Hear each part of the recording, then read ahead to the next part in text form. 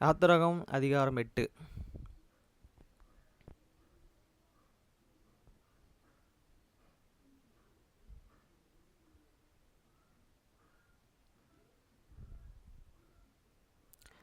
வசனம் 1. அப்பொழுது கர்த்தர் மோசேயை நோக்கி, நீ பார்வோனிடத்தில் போய் எனக்கு ஆராதனை செய்ய என் ஜனங்களை அனுப்பிவிடு. வசனம் 2. நீ அவர்களை அனுப்பிவிட மாட்டேன் என்பையாகில் உன் எல்லா இடங்களையும் தவளைகளாலே வாதிப்பேன். வசனம் 3. நதி தவளைகளாக எதிராளி பிறப்பிக்கும் அவைகளின் உன் வீட்டிலும் உன் படுக்கையும் அறையிலும் உன் மஞ்சத்தில் மேலும் உன் ஊழியக்காரர்கள் வீடுகளின் மேலும் உன் ஜனங்களிடத்திலும் உன் அடுப்புகளிலும் மாவு பிசைகிற உன் தொட்டிகளிலும் வந்து ஏறும். வசனம் 4. அந்த தவளைகள் உன் மேலும் உன் ஜனங்கள் மேலும் உன் ஊழியக்காரர்கள் எல்லோர் மேலும் வந்து ஏறும் என்று கர்த்தர் சொல்கிறார் என்று சொல்லு என்றார். வசனம் 5. மேலும் கர்த்தர் மோசேயிடத்திலே, நீ ஆரோனை நோக்கி, நீ உன் கையில் இருக்கிற கோலை நதியின் மேலும் வயல்கள் மேலும் குளங்கள் மேலும் நீட்டி எகிப்து தேசத்தின் மேல் தவளைகளை வரும்படி செய்ய என்று சொல் என்றார். வசனம் 6. அப்படியே ஆரோன் தன் கைகளை எகிப்தில் உள்ள தண்ணீர்கள் மேலும் நீட்டினான். அப்பொழுது தவளைகள் வந்து எகிப்து தேசத்தை மூடிக்கொண்டது. வசனம் 7. மந்திரவாதிகளும் தங்கள் மந்திர வித்தையினால் அப்படியே செய்து எகிப்து தேசத்தில் மேல் தவளைகள் வரப்பண்ணினார்கள். வசனம் 8. பார்வோன் மோசேயையும் ஆரோனையும் அழைப்பித்து, அந்த தவளைகளை என்னையும் என் ஜனங்களையும் விட்டு நீங்கும்படி கர்த்தரை நோக்கி வேண்டிக் கொள்ளுங்கள். கர்த்தர் பலி விடும்படி ஜனங்களை போக விடுவேன் என்றான். வசனம் 9. அப்பொழுது மோசே பார்வோனை நோக்கி, தவளைகளை நதியில் மாத்திரம் இருக்கத்தக்கதாய் அவைகளை நம்மிடத்திலும் உம்முடைய வீட்டிலும் இல்லாமல் ஓய்ந்து போகும்படி செய்ய உமக்காகவும் உம்முடைய ஊழியக்காரர்களுக்காகவும் உம்முடைய ஜனங்களுக்காகவும் நான் விண்ணப்பம் பண்ண வேண்டிய காலத்தை குறித்து மேன்மை உமக்கு இருப்பதாக என்றார். வசனம் 10. அதற்கு அவன், நாளைக்கு என்றான். அப்பொழுது அவன், எங்கள் தேவனாகிய கர்த்தருக்கு ஒப்பானவர் இல்லை என்பதை நீ அறியும்படிக்கு உம்முடைய வார்த்தைகளின்படியே ஆகக்கடவது. வசனம் 11.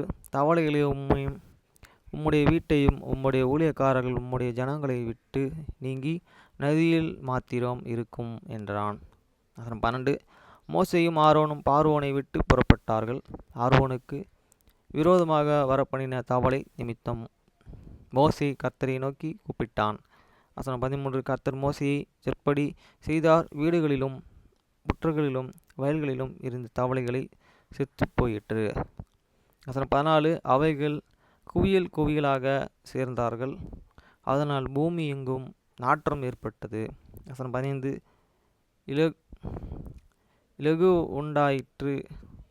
பார்வோன் கண்டது தன் இருதயத்தை கடினப்படுத்தி அவர்களுக்கு செவி கொடாமற்று போனான். கர்த்தர் சொல்லியிருந்தபடி ஆயிற்று. வசனம் 16. அப்பொழுது கர்த்தர் மோசேயினிடத்திலே, நீ ஆரோனை நோக்கி உன் கோலை நீட்டி பூமியின் புழுதியில் மேல் அடி. அப்பொழுது அது எகிப்து தேசம் எங்கும் புண்களாய் போகும் என்று சொல் என்றார்.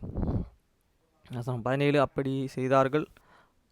ஆரோன் தன் கைகளில் இருந்த தன் கோலை நீட்டி பூமியில் புழுதியின் மேலே அடித்தான். அப்பொழுது அது மனிதர்கள் மேலும் மிருக ஜீவன்கள் மேலும் புண்ணுகளாய் எகிப்து தேசமெங்கும் பூமியில் புழுதியிலெல்லாம் புண்களாயிற்று. வசனம் 18. மந்திரவாதிகளும் தங்கள் மந்திரத்தினாலே புண்ணுகளை பிறப்பிக்கும்படி பிரார்த்தனை செய்தது அவர்களாலே கூடாமற்று போயிற்று. புண்கள் மனிதர்கள் மேலும் மிருக ஜீவன்கள் மேலும் இருந்தது. வசனம் 19. அப்பொழுது மந்திரவாதிகள் பார்வோனை நோக்கி, இது தேவனுடைய விரல், என்றார்கள். ஆனாலும் கர்த்தர் சொல்கிறபடியே பார்வோனுடைய இருதயம் கடினப்பட்டது, அவர்களுக்கு செவிகொடாமற்று போனான். வசனம் 20. அப்பொழுது கர்த்தர் மோசேயை நோக்கி, நாளை அதிகாலமே நீ எழுந்து போய் பார்வோனை நதிக்கு புறப்படும் வரும்பொழுது அவனுக்கு முன்பாக நின்று எனக்கு ஆராதனை செய்யும்படி என் ஜனங்களை போகவிடு. வசனம் 21. என் ஜனங்களை போகவிடா ஆகில் நான் உன்மேலே என் ஊழியக்காரர்கள் மேலும் உன் ஜனங்கள் மேலும் உன் வீடுகள் மேலும் பலவித வண்டுகளை அனுப்புவேன் எகிப்தியர் வீடுகளும் அவர்கள் இருக்கிற தேசமும் அந்த வண்டுகளாலே நிறையும். வசனம் 22. பூமி நடுவிலே நானே கர்த்தர் என்பதை நீ அறியும்படி என் ஜனங்கள் இருக்கிற கோசான் நாட்டின் அந்த நாளிலே வண்டுகள் வராதபடிக்கு அந்த நாட்டை விசேஷப்படுத்தி. வசனம் 23. நான் ஜனங்களுக்கு உன் ஜனங்களுக்கும் வித்தியாசம் உண்டாகும்படி செய்வேன், இந்த அடையாளம் நாளைக்கு உண்டாகும் என்று கர்த்தர் சொல்கிறார் என்று சொல் என்றார். வசனம் 24. அப்படியே கர்த்தர் செய்தார். மகா திரளான வண்டு ஜாதிகளின் பார்வோன் வீட்டுக்கு அவன் ஊழியக்காரர் வீடுகளிலும் எகிப்து தேசம் முழுவதிலும் வந்து வண்டுகளாலே தேசம் கொண்டு போயிற்று. வசனம் 25. அப்பொழுது பார்வோன் மோசேயை ஆரோனையும் அழைப்பித்து, நீங்கள் போய் உங்கள் தேவனுக்கு தேசத்தில் தானே பலியிடுங்கள் என்றார். வசனம் 26. அதற்கு மோசே, அப்படி செய்வதாவது எங்கள் தேவனாகிய கர்த்தருக்கு நாங்கள் எகிப்தியருடைய அருவருப்பை பலியிடுவதாக இருக்குமோ? எகிப்தியருடைய அருவருப்பை நாங்கள் அவர்கள் கண்களுக்கு முன்பாக பலியிட்டால் எங்களை கல்லெறிவார்கள் அல்லவா? வசனம் 27. நாங்கள் வனாந்தரத்திலே 3 நாள் பிரயாணம் போய் எங்கள் தேவனாகிய கர்த்தரை எங்களுக்கு விதித்தபடியே அவருக்கு பலியிடுவோம் என்றார்கள். வசனம் 28. அப்பொழுது பார்வோன், நீங்கள் உங்கள் தேவனாகிய கர்த்தருக்கு வனாந்தரத்திலே பலியிடும்படிக்கு நான் உங்களை போகவிடேன், ஆனால் நீங்கள் அதிக தூரம் போக வேண்டாம், எனக்காக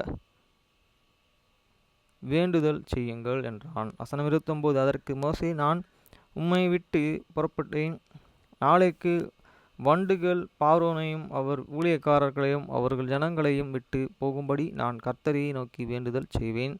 ஆனாலும் கர்த்தருக்கு பலியிடுகிறதற்கு ஜனங்களை போக விடாதபடிக்கு பார்வோன் இனி வஞ்சனை செய்து இருப்பாராக என்றான். வசனம் 30. மோசே பார்வோனை விட்டு புறப்பட்டு போய் கர்த்தரையை நோக்கி வேண்டுதல் செய்தான். வசனம் 31. இப்பொழுது கர்த்தர் மோசேயின் தற்படி வண்டுகள் ஜாதிகள் பார்வோனையும் அவன் ஊழியக்காரர்களையும் அவன் ஜனங்களையும் விட்டு நீங்கிப்படி செய்தார், ஒன்றாகிலும் மீந்து இருக்கவில்லை. வசனம் 32. பார்வோன் இந்த முறையும் தன் இருதயத்தை கடினப்படுத்தி ஜனங்களை போக விடாதிருந்தான்.